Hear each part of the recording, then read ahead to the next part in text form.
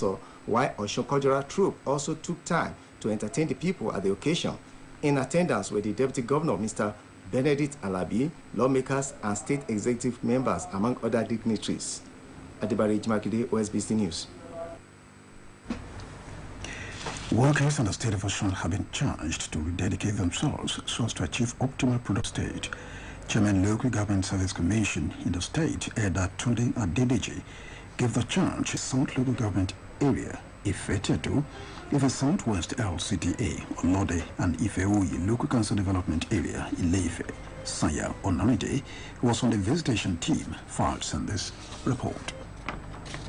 Through transparency and honest commitment to job responsibility, saying that Governor Oyetola is unrelenting in ensuring the overall welfare of the workers. People, the workers in the local government service of the state are grateful people. They have expressed their mind of gratitude for the magnanimity of our governor. He has been doing very well, and they appreciate it. They know it and they appreciate it. And you can see, even from their expression, from their body language, that they are sincere about their gratitude. The coordinating director of the Local Government Service Commission, Prince Lekan Babalola, and the director of administration, Mr. Karim Ibrahim, had on the need for the workers on being vaccinated and observing COVID-19 protocol, as well as patronizing a direct initiative of Governor Oyetola in promoting the culture and generating revenue for the state. The chairman of Ife South Local Government Area, Honorable Mufutao Adebite, Ife Southwest Local Council Development Area, Honorable Yunisa Adebisi, and Mrs. Omalayo Adepoju, Council Manager for Ife-Oye Local Council Development Area, expressed confidence that workers who are capable of differentiating between previous administrations would ensure continuation of good governance under the leadership of Governor Adegboyega Oyetola. Sonia Onoide reporting for OSBC News. This is the news across the country coming to you from Osun State Broadcasting Corporation, Ileawi Gebade Shugo. Now, a mid-news message. The responsibility of building an acceptable society does not rest on the government alone. It is the duty of all. Let's join hands with the government of the day to build a virile state. Many states in the country may not be able to meet the financial commitment of the federal government may lost revenue from the value-added tax collection with a court ruling assigning the collection to state. OSBC News look at the controversies surrounding the collections of the value-added tax in the country. Adeyemi Abodini has the details for reports of the week. The value-added tax contributes significantly to the total revenue generated by government, as most states depends on funding from the Federal Allocation Committee due to their core internally generated revenue.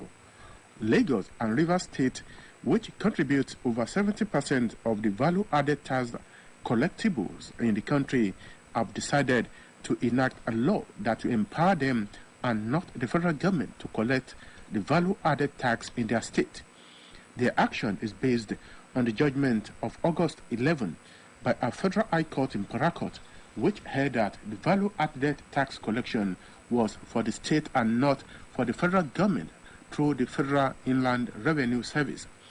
VAT was introduced via Decree number 102 of 1993, replacing the 6 tax operated under Decree number 7 of 1986, which was administered by states and the Federal Capital Territory. Until now, the Federal Inland Revenue Service has had the responsibility of collecting value-added tax on behalf of the 36 states and the Federal Capital Territory. Section 40 of the Value-Added Tax Act requires that the value-added tax pool be shared by 15% to the federal government, 50% to state, and 35% to local governments. However, the controversy playing out over Governor Nyesom Wike's new value-added tax law in Rivers State is taking a dimension that might just change the status quo in Africa's most populous country. He signed a law allowing the administration of the value-added tax following a court judgment that ruled that the state, not the federal government, should collect such tax. However, the Federal Inland Revenue Service has urged taxpayers, especially in Rivers State, to continue to pay their value-added tax to it despite the court order against the claim. Speaking on the controversy is a financial expert, Mr. Yinka Andrews, who posited that though the judgment of the court is in favor of Rivers State, directing companies to pay their value-added tax to the state government is like jumping the gun. To Andrews, some states might be left bankrupt by the recent precedent. He urged all those concerned to exercise patience until the apex court in the country, that is the Supreme Court, is allowed to give a final verdict on the controversy. What the Rivers State government, along with Lagos State government, are trying to do is to play the devil's advocate, is to jump the gun. What I would have expected for them to do is to see that they have what we refer to as fiscal federalism. Because as you see now, the power is on federal government to collect. That's why they went to court. The government that the court has given can still be bracketed if the federal government needs them. The FIRS is doing that now to say that no, the law says that they must collect. But the state government should be very, very careful. One of the issues by which they go to Abuja to collect handouts is through this VAT that federal government is collecting. Apart from the 50% they have, federal government will still pay them their federal allocation, which they take every month. So it should hold the hand of federal government to collect. I am afraid this is to Abuja did not get what to collect. That's why one newspaper headline says today that states may go bankrupt. Following the milestone ruling, the Lagos State government rightly expressed its readiness to begin the collection of the value-added tax in accordance with the judgment. Already, Rivers State Governor Nyesom Wike had signed into law the bill that authorizes the state to collect the value-added tax. For Report of the Week, Adeyemi Aboderi reporting.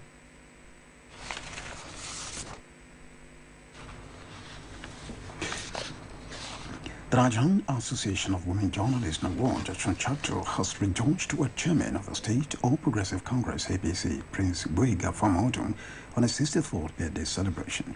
Chairperson and Secretary of the Association, Mrs. Mutroya Ayubayo and Comrade Abisola Aliwodola, said Prince Boyega Famodun is an astute and grassroots politician, knowledgeable and active with party activities. The younger sister of the Ebonyi State reporter of some newspapers has allegedly been shot by policemen in Anicha local government area of the state. The victim, who was shot in Anuago Onicha, Iboise village of the local government area, was selling fruits at a junction before the ugly incident occurred.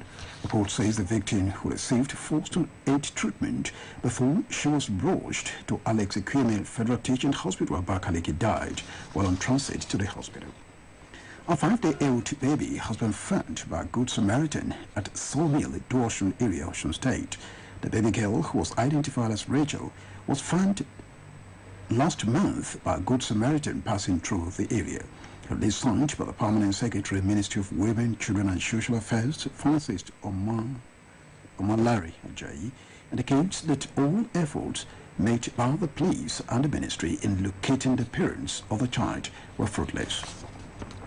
The Confederation of African Football, CAF, has ordered that the Confederation Cup matches involving Nigerians representatives by SA United and Ashanti Golden Boys of Guinea be played at a single match. Adeyemi Abodemi has more on sports subject. The Nigerian Football Federation says it has deferred to FIFA's own record of 98 caps for Super Eagles captain Ahmed Musa following the nullification of 2 of matches he played in, which should have made his tally 100. By the FIFA record, Ahmed Musa has only reached 98 caps for the Super Eagles, as he is expected to reach 100 caps if he features in the home and away matches against the Central African Republic next month. FIFA had said that Musa's appearances in the 3-0 defeat of Togo in a friendly match in Paris in June 2017 and the FIFA World Cup Russia 2018 qualifier against Algeria in Constantine in November 2017 did not count.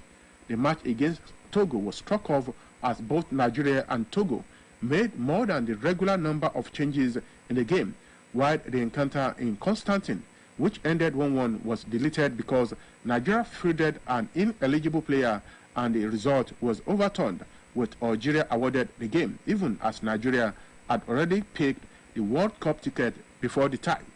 Meanwhile, President of the Nigerian Football Federation, Amaju Pinnick, has charged the Super Eagles to replicate the same momentum and focus that saw them defeat Liberia and Cape Verde in their last two matches when they fell out against the Central African Republic in the double-header of the 2022 World Cup qualifier next month. The Super Eagles will take on the Central African Republic in the match day 3 of the qualifiers at home on October 6th and play the return leg 4 days later. In the meantime, ahead of the 2021 African Cup of Nations, group opponent of Super Eagles, Pharaoh of Egypt, has appointed Carlos Queiroz as the new manager. The Portuguese gaffer, who has worked at Manchester United and Real Madrid, is not new to African football, as he has worked with South Africa and Mozambique in the past.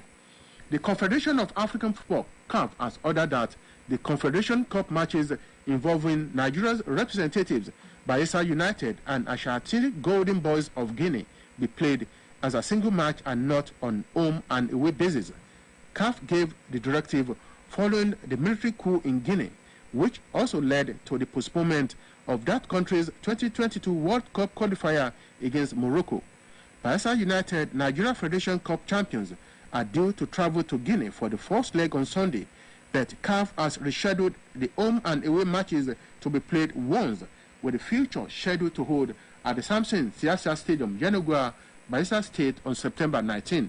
In a press statement by CAF, it directed that all CAF inter-club competition preliminary fixtures involving Guinean clubs will be played in a single leg at the opponent's territory.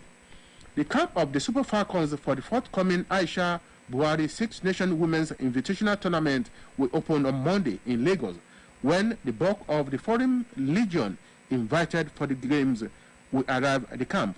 Super Falcons head coach Randy Waldrum had named a 23-man provisional list for the Invitational Tournament, with only 4 players out of the list plying their trade locally.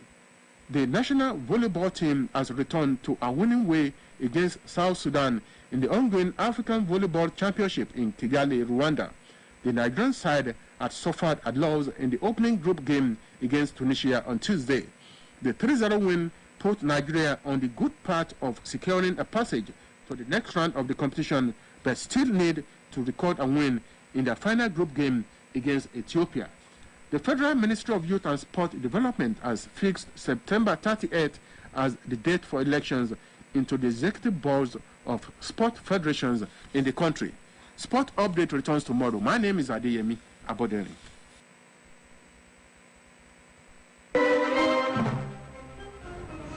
To the news across the country, here again are the main major points. Governor of the state of Osun, Mr. Adigboyega, has called for collective efforts from well-meaning individuals towards building a prosperous state. At the point of the week, stressed that many states in the country may not be able to meet their financial commitments due to the controversies surrounding VAT issues in the country. The younger sister to the Ebonyi State reporter of Sun newspaper has allegedly been shot by a security operative. That was the news across the country. It was delivered by Tunde Adeyemo. For more about us, visit www.osbcng.org. Thanks for listening and good evening.